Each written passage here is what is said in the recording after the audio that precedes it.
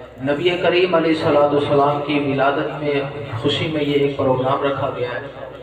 اور دوسرا الحمدللہ ہمارے جو مدرسہ اور مدینہ شعبہ ہے دعوت اسلامی کا، اس کے امتحانات ہوتے ہیں بچوں کے، تو سالانہ امتحان پچھلے دنوں ہوا ہے ان بچوں کا۔ یہ جو بچے یہاں بیٹھے ہیں حفظ قرآن کر رہے ہیں، قرآن پاک کی تعلیم حاصل کر رہے ہیں، ان میں جن بچوں نے نمایاں کارکردگی حاصل کی، اچھے نمبر حاصل کیے، ان کی حوصلہ افزائی بھی کی جائے گی، انعامات تحائف وغیرہ انشاءاللہ تقسیم کیے جائیں گے۔ اعوذ باللہ من الشیطان الرجیم،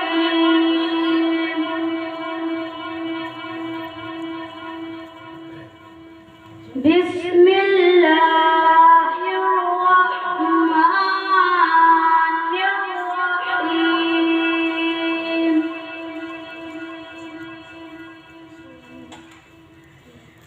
والتین والزیتون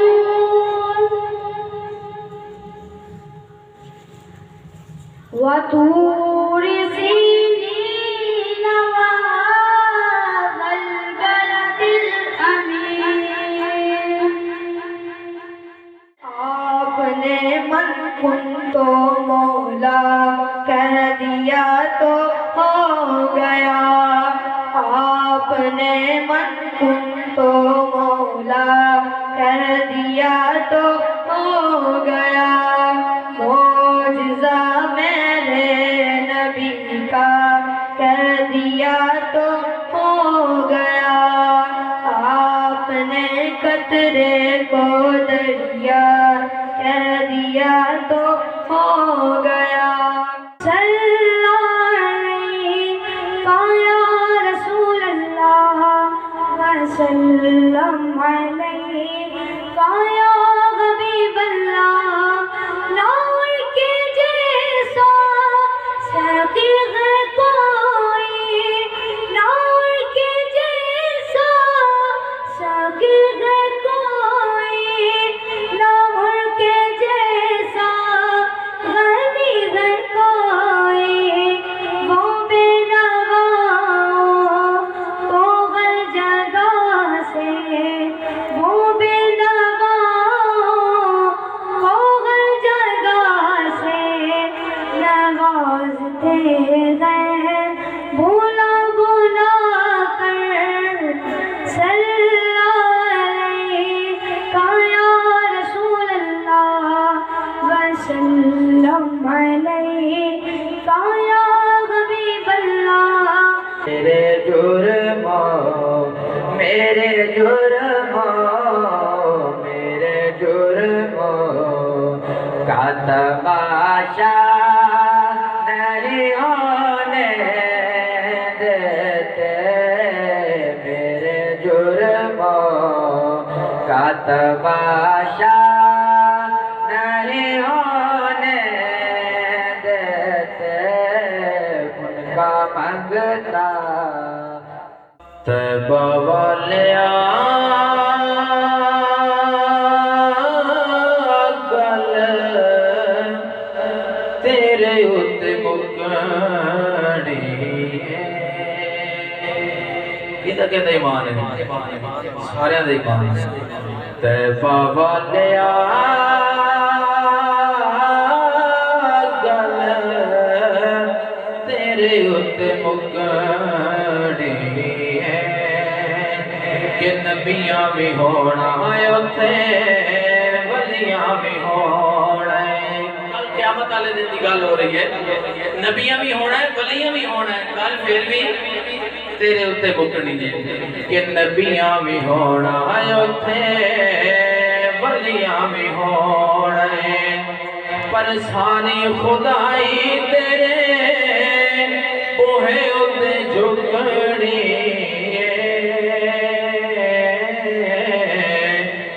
بابا لیا گل تیرے اتے مکانی ہے۔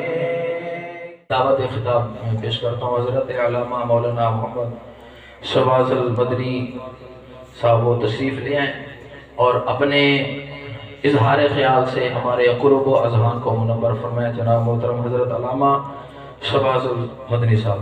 ارأيت صلاة المصلين ممن غاب عنك وممن يأتي بعدك ما حالهم عندك يا رسول الله صلی اللہ علیہ وسلم۔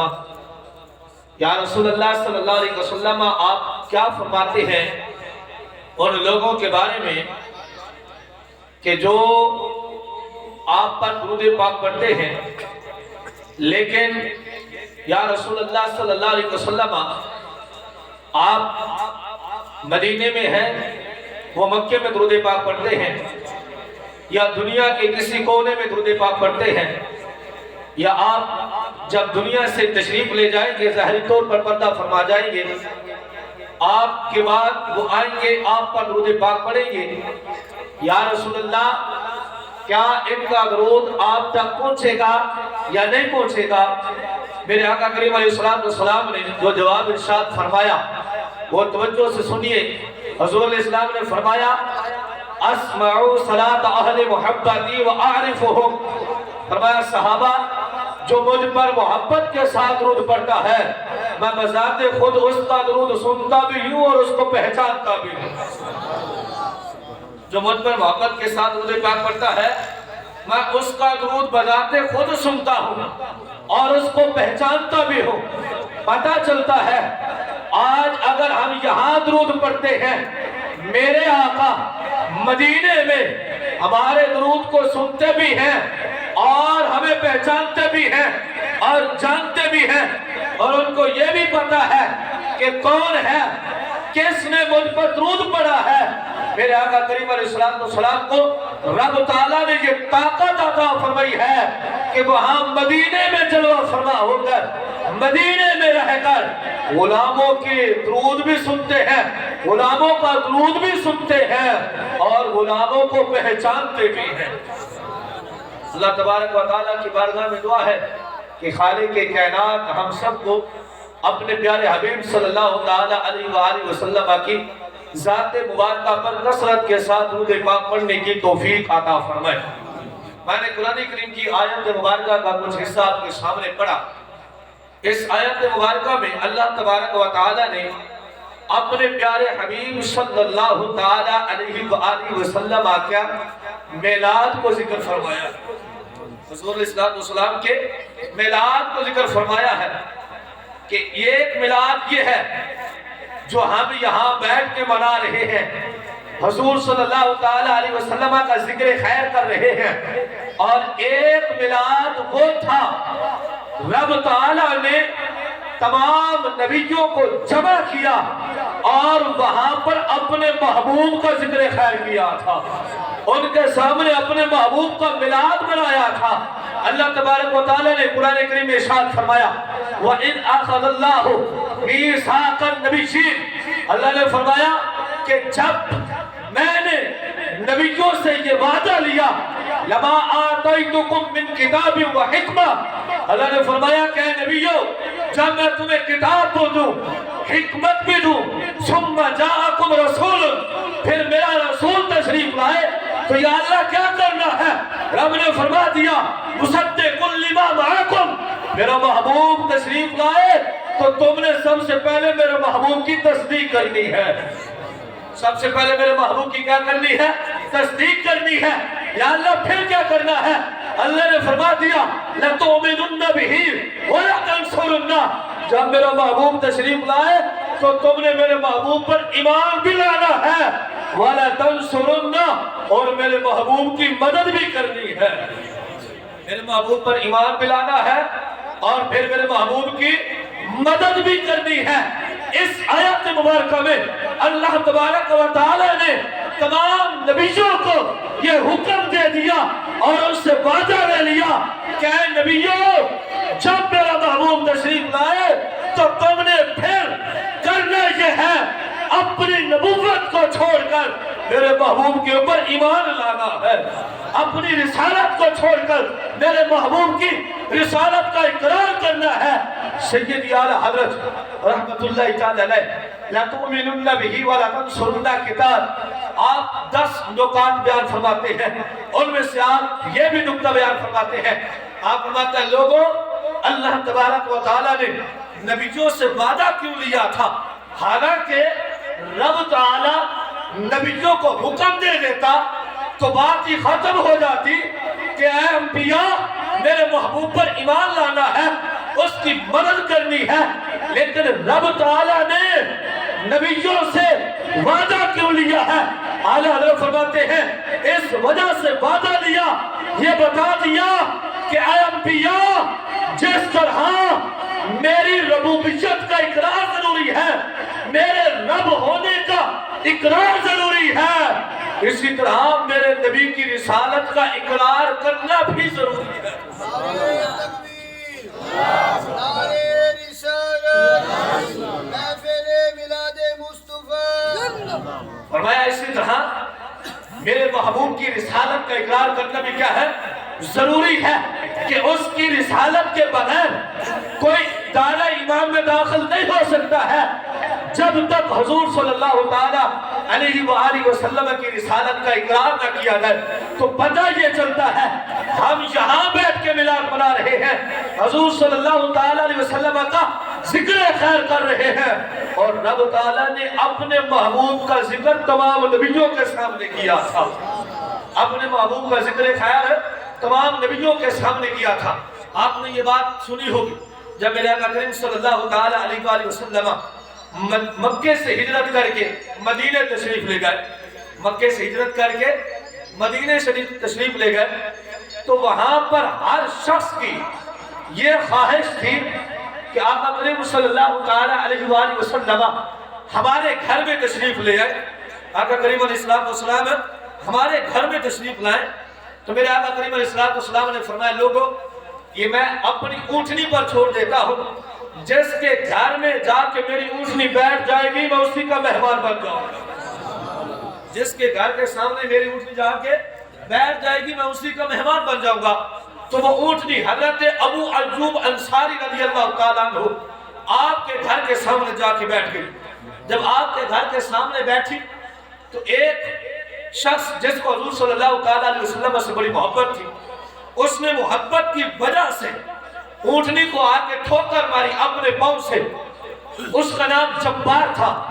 حضرت ابو ایوب انصاری رضی اللہ تعالیٰ عنہ نے اسے کہا لولا الاسلام لضربتک بالسیف، فرمایا اے شخص تو نے میرے گھر کے سامنے آقا دو جہاں صلی اللہ علیہ وسلم کی اونٹنی بیٹھی ہے، تو نے آ کے ٹھوکر ماری ہے، سن اگر مجھے اسلام کا خیال نہ ہوتا لضربتک بالسیف تو میں تلوار کے ذریعے سے تیری گردن کو اڑا دیتا، اگر مجھے اسلام کا خیال نہ ہوتا کیونکہ تو نے حضور علیہ السلام کی اونٹنی کو ٹھوکر ماری ہے، یہ مجھ سے برداشت نہیں ہوا ہے، اگر اسلام کا خیال نہ ہوتا تو میں تلوار کے ذریعے سے تیری گردن اڑا دیتا۔ ان منزلی تنخسھا، کیا تو یہ چاہتا ہے کہ یہ اونٹنی میرے گھر سے اٹھ جائے؟ کیا تو یہ چاہتا ہے یہ اونٹنی میرے مکان سے اٹھ جائے اور کسی اور جگہ چلی جائے؟ اگر مجھے اسلام کا خیال نہ ہوتا تو میں تلوار کے ذریعے سے تیری گردن کو اڑا دیتا۔ اس پر بحث کرتے ہوئے علامہ بدر الدین عینی رحمۃ اللہ تعالی علیہ عمدۃ القاری شرح سے بخاری کے اندر فرماتے ہیں، آپ فرماتے ہیں وجہ کیا ہے کہ یہ اونٹنی حضرت ابو ایوب انصاری کے گھر کے سامنے ہی کیوں جا کے بیٹھی تھی، کسی اور جگہ نہیں بیٹھی پورے مدینے میں، حضرت ابو ایوب انصاری کے گھر کے پاس جا کے کیوں بیٹھی تھی؟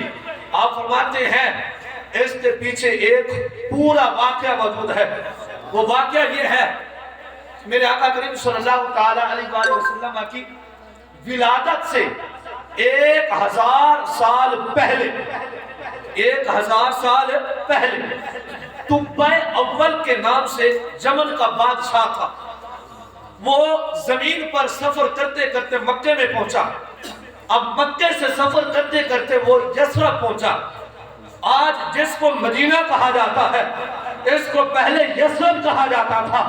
یثرب کا معنی یہ ہے کہ بیماریوں کا گھر، اس شہر کے اندر اس یثرب شہر میں کوئی بھی نہیں رہتا تھا، دور دراز تک آبادی کا نام و نشان بھی نہیں تھا، لیکن جب میرے آقا کریم علیہ السلام تشریف لائے تو فرمایا لوگوں اب یہ یثرب نہیں ہے، اب یہ بیماریوں کا گھر نہیں ہے، بلکہ رب تعالیٰ نے مدینے کی مٹی میں بھی شفا رکھ لی ہے۔ نعرہ تکبیر، نعرہ رسالت، نعرہ حیدری، سرکار کی آمد، مٹھار کی آمد، حضور کی آمد، پرنور کی آمد، آقا اتار کی آمد۔ اللہ تبارک و تعالیٰ نے مدینے کی مٹی میں بھی شفا رکھ دی ہے۔ تو وہ طب اول جب وہاں پر پہنچا یثرب کے اندر، واپسی جانے کا ارادہ کیا تو وہ اکیلا نہیں تھا، اس کے ساتھ 400 علماء تھے۔ طب اول کے ساتھ کتنے علماء تھے؟ 400 علماء تھے۔ اب جب طبہ نے واپسی کا ارادہ کیا تو ان علماء نے کہا، انہوں نے کہا اے طب اول، ہم تیرے ساتھ واپس نہیں جانا چاہتے، ہم نے یہاں پر رہنا ہے، اسی شہر میں مرنا بھی ہے، اسی شہر میں قیام کرنا ہے۔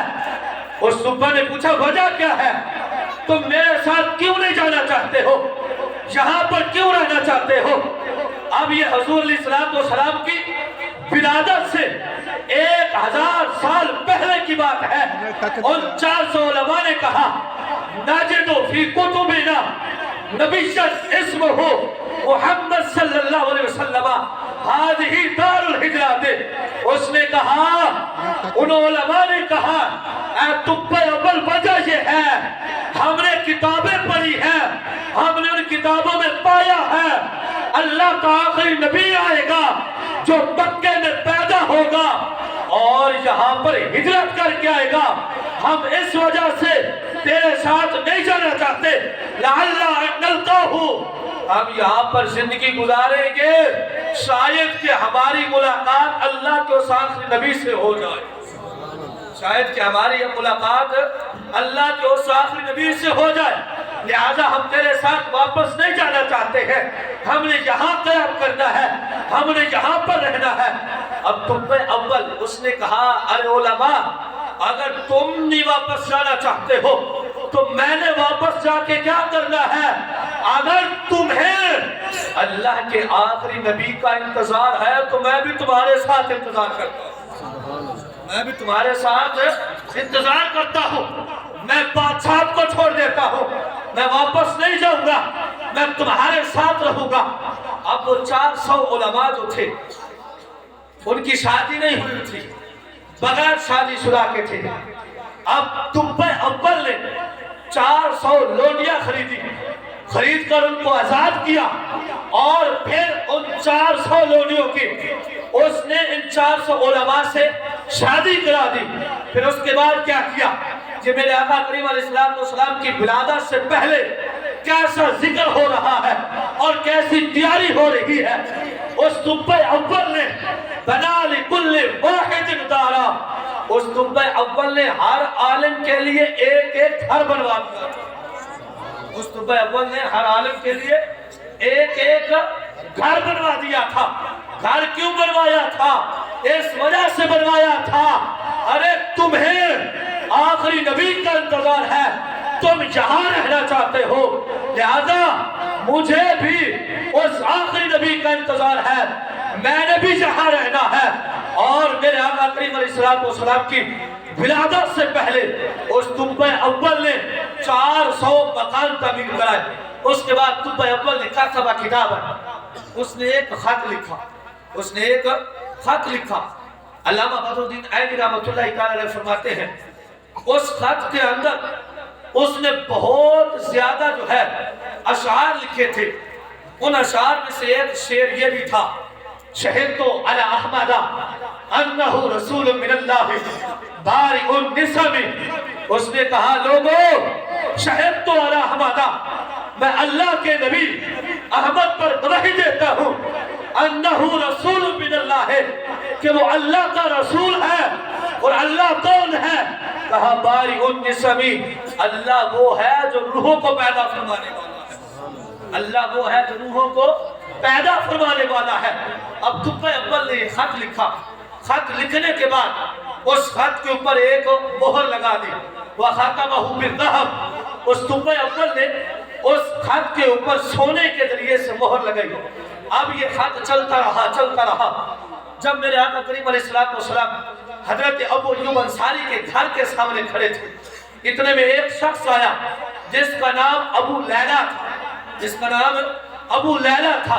میرے آقا کریم علیہ السلام نے اس کو دیکھا، فلما رآہ ابو لیلہ، میرے آقا کریم علیہ السلام نے جب ابو لیلہ کو دیکھا تو حضور نے فرمایا انت ابو لیلہ ومعک کتاب تبا، فرمایا اے آنے والے تیرا نام ابو لیلہ ہے اور تیرے پاس تبا اول کا ایک خط موجود ہے۔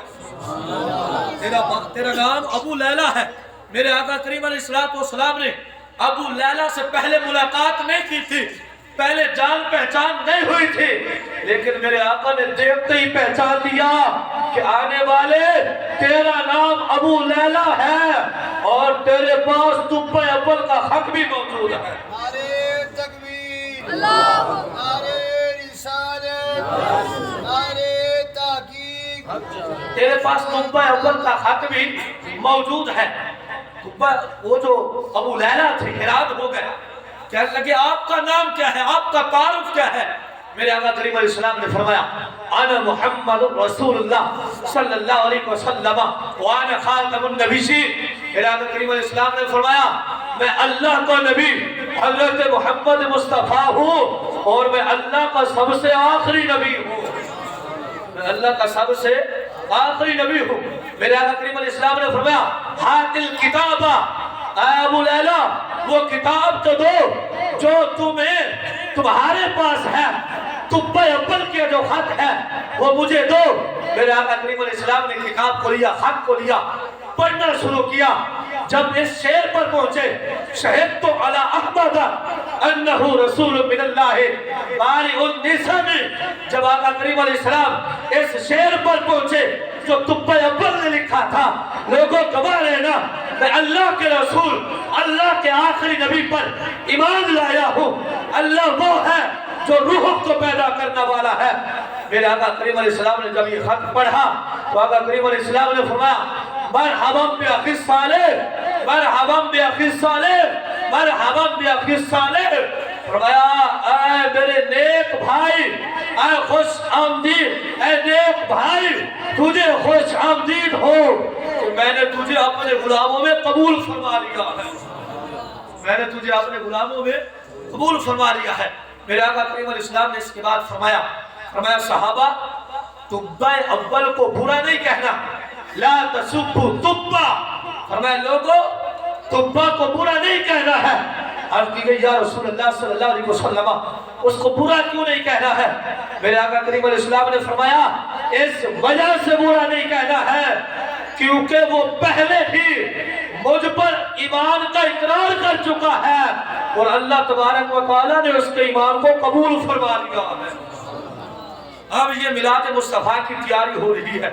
حضور علیہ السلام کی آمد سے پہلے 1000 سال پہلے گھر بھی تعمیر ہو رہے ہیں اور جو ہے علماء کی شادی بھی کرائی جا رہی ہے، یہ کسی اور وجہ سے نہیں کرائی جا رہی، یہ سب کچھ کیا جا رہا ہے تو حضور کی ولادت کی وجہ سے کیا جا رہا ہے، حضور علیہ السلام کے استقبال کی وجہ سے کیا جا رہا ہے۔ اور الحمدللہ اور تبا اول نے کہا تھا، ان علماء نے کہا تھا کہ اللہ کا آخری نبی آنے والا ہے، اب یہ کہتے ہیں اللہ کا آخری نبی آ گیا ہے، اللہ کا آخری نبی آ گیا ہے جس کے لیے ہم میلاد مناتے ہیں، جس کا ہم ذکر خیر کرتے ہیں۔ سیدی اعلیٰ حضرت رضی اللہ تعالیٰ عنہ آپ نے فتاوی رسمہ میں فرمایا ہے، آپ فرماتے ہیں حضور صلی اللہ تعالیٰ علیہ وسلم سے بعد ایک لوگوں نے پوچھا، عرض کی یا رسول اللہ صلی اللہ علیہ وسلم یہ جو آپ کے غلام آپ کی آمد پر خوش ہوتے ہیں، یہ میلاد مناتے ہیں، یہ جھنڈیاں لگاتے ہیں، یہ جو ہے لیٹنگ کرتے ہیں، یہ سارے معاملات کرتے ہیں، یا رسول اللہ صلی اللہ علیہ وسلم کیا یہ ان لوگوں کا میلاد منانا آپ اس سے خوش ہوتے ہیں یا نہیں ہوتے ہیں؟ میرے آقا کریم علیہ السلام نے فرمایا جو ہم سے خوش ہوتا ہے ہم اس سے خوش ہوتے ہیں، جو ہم سے خوش ہوتا ہے ہم اس سے خوش ہوتے ہیں۔ ہمیں چاہیے آقا کریم صلی اللہ تعالیٰ علیہ وآلہ وسلم کا ذکر خیر گھر میں میلاد کی صورت میں کرنا چاہیے۔ الحمدللہ اللہ پاک کے فضل و کرم سے آپ کے یہاں پر بھی مدرسۃ المدینہ قائم ہے، جہاں پر آپ کے علاقے کے بچوں کو حافظ قرآن بنایا جاتا ہے، اور آج یہ حافظ قرآن بنیں گے، کل انشاءاللہ العزیز یہی آپ کی نسلیں عالم دین بھی بنیں گی۔ میرے آقا کریم علیہ السلام نے فرمایا، توجہ کے ساتھ، حضور علیہ السلام نے فرمایا 3 بننا ہے، 4تھا نہیں بننا ہے۔ عرض کی گئی یا رسول اللہ کیا کیا؟ فرمایا یا تو عالم بنو، یا کیا بنو؟ عالم بنو۔ فرمایا یا تو عالم بنو، یا عالم سے محبت کرنے والے بنو، یا علماء کی مجلس میں بیٹھنے والے بنو۔ 4تھا نہیں بننا ہے، یعنی ان سے دشمنی نہیں رکھنی ہے، ان سے بغض نہیں رکھنا ہے۔ اگر 4تھے بنو گے تو ہلاک ہو جاؤ گے، 4تھے بنو گے تو کیا ہو جاؤ گے؟ ہلاک ہو جاؤ گے۔ آج یہ بچے جو حافظ قرآن بن رہے ہیں، کل یہی عالم دین بنیں گے۔ اور حافظ قرآن کی شان کیا ہے؟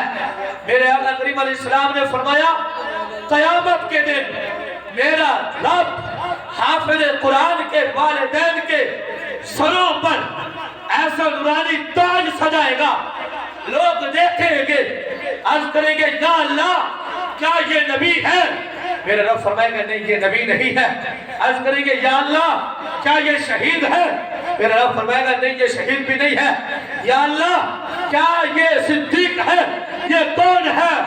میرا رب فرمائے گا یہ وہ لوگ ہیں جنہوں نے دنیا میں اپنے بچے کو حافظ قرآن بنایا تھا، جنہوں نے دنیا میں اپنے بچے کو حافظ قرآن بنایا تھا، کہ ان کے بچوں نے اس کتاب کو، جس کتاب کے بارے میں میرا فرماتا ہے اگر ہم اس کتاب کو پہاڑوں پر نازل کر دیتے تو پہاڑ بھی ریزہ ریزہ ہو جاتے، لیکن ان کے بچوں نے اس قرآن کو اپنے سینے میں سجایا تھا، اپنے سینے میں بسایا تھا۔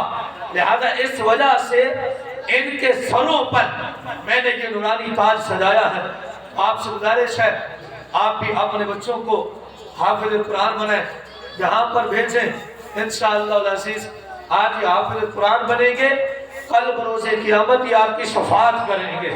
اللہ تبارک و تعالیٰ سے دعا ہے کہ خالق کائنات ہم سب کو اپنے بچوں کو عالم و حافظ بنانے کی توفیق عطا فرمائے۔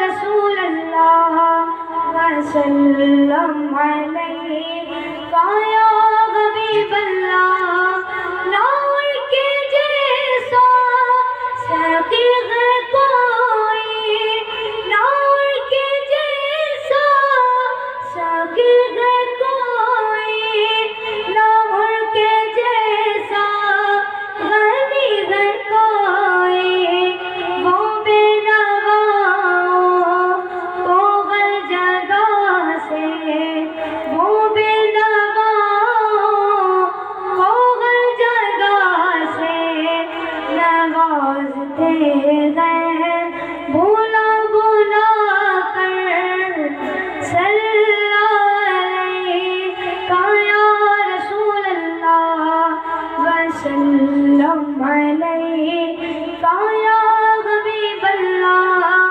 میں وہ نکما ہوں جس کی جوڑی میں کوئی حسن عمل نہیں ہے، میں وہ نکما ہوں جس کی جوڑی میں کوئی حسن عمل نہیں ہے، مگر وہ ماشاءاللہ یہ وہ مدری منع ہیں جنہوں نے اول دوم سوم پوزیشن حاصل کی ہے، اول دوم سوم پوزیشن حفظ قرآن میں، قرآن پاک سنانے میں۔ ماشاءاللہ باہمت پاکستان چینل کو سبسکرائب کریں۔